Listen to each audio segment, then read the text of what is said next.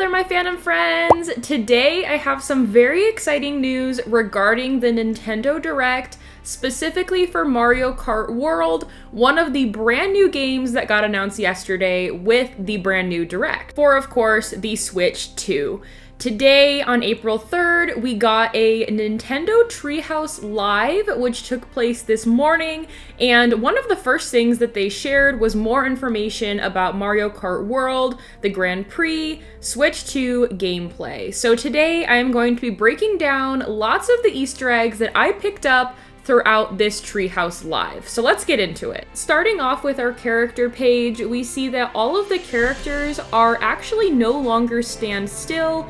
They all have a new animation that's specific to them. This video, of course, goes through around 8 to 9 of them. We see that there's so many more characters yet to see, but my personal favorite has to be Toad. Moving over to the vehicle section, we now have fully formed carts ready to choose from instead of piecing carts together. However, they all do still have the stats that show the speed, acceleration, weight, and handling. This makes me wonder if you can unlock these carts or if they're just given to you at the beginning of the game. We then move to the course section where we can see that there are 7 new locations that are spread across this world with what looks like 4 courses in each land. So that means that there would be at least 28 new levels to this Mario Kart world. Right before choosing to race, of course, we get to choose the CC that we would like, and it looks like there's no longer a race option for 200cc. There's only the 50, 100, and 150,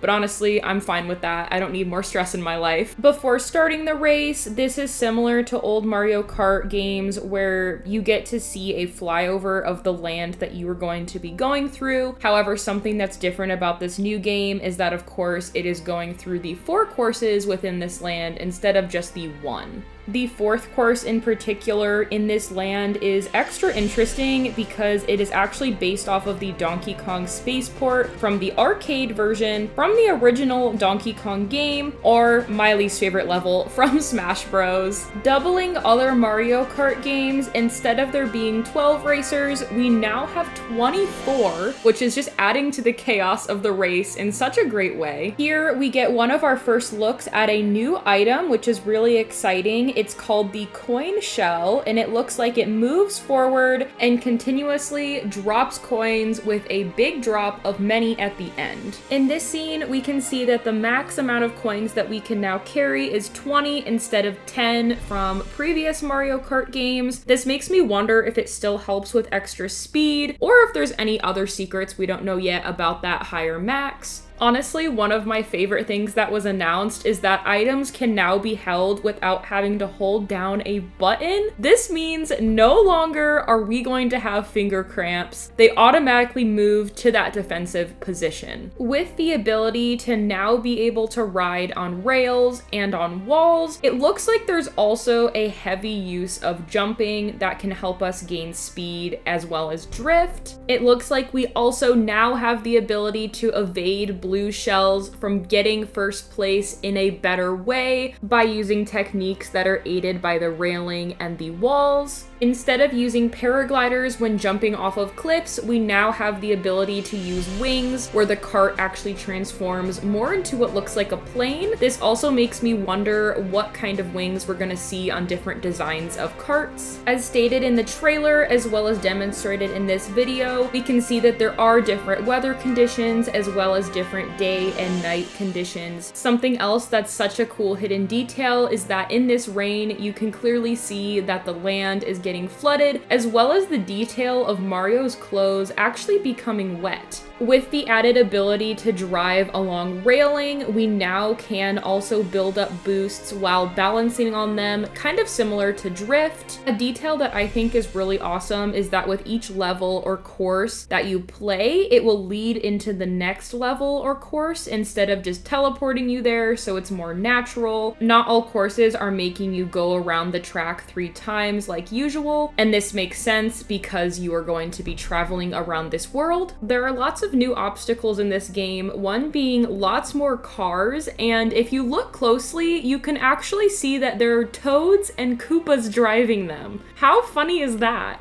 I love a good jump in Mario Kart, and what's really exciting is that we have more action animations while in the air from jumping. Introducing yet another new item, we have the Dash Food, which was introduced in the third course, and it looks like it gives you a speed boost upon eating it, and then also a change of clothes that you get at random. I also noticed off to the side of course 2, you can also see this Food Dash item. Something that reminded me of the app Subway Surfers is this kind of booster up onto the train. It looks like you can use a bouncing platform to get up there to get the coins. As seen in every course starting the race, we have a new starting race animation for our characters. We not only have the ability to drive on walls and railings, but it's said in this video that we can also drive on power lines. While the bomb item exploded in this scene, I noticed we have a new animation of a boom that comes across as the bomb explodes. Yet another item, it looks like we have the hammer item from Hammer Bro in other Mario games.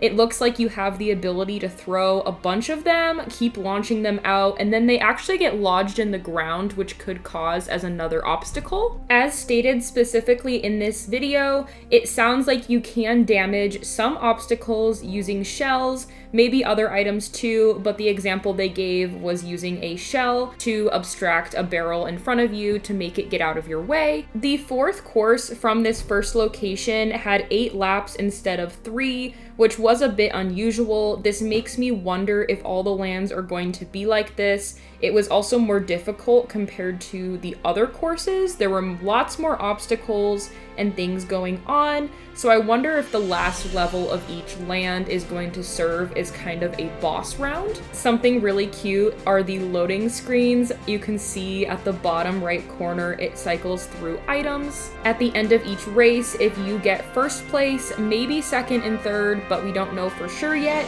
you get to wear a temporary crown. And lastly, this is just something I was more curious about than anything, but it seems like in every single race that I've seen in trailers and in this video, I keep noticing a shadow of a helicopter following the racer from above. I'm wondering if this means something more or if it's just a helicopter that's spectating the area and the race from above. Let me know if you think this means anything, if anything at all. Of course, this video also shares the various different posters and characters that you can see on the sidelines. All of these are really awesome Easter eggs as well, things that you just kind of have to look out for on the sidelines going in slow motion, as well as so many other details that I'm sure we'll get to see while playing the game, especially in the open world version. But as for now, that is going to wrap up this video for the 30 kind of Easter eggs that were talked about and things that I noticed in this specific Treehouse video. Let me know in the comments if you think I missed any major things or Easter eggs from this specific direct video, and how excited you are to get your hands on this new Mario Kart world coming out on Switch 2 very soon. With that, I hope you have a wonderful day. I will see you next time. Bye!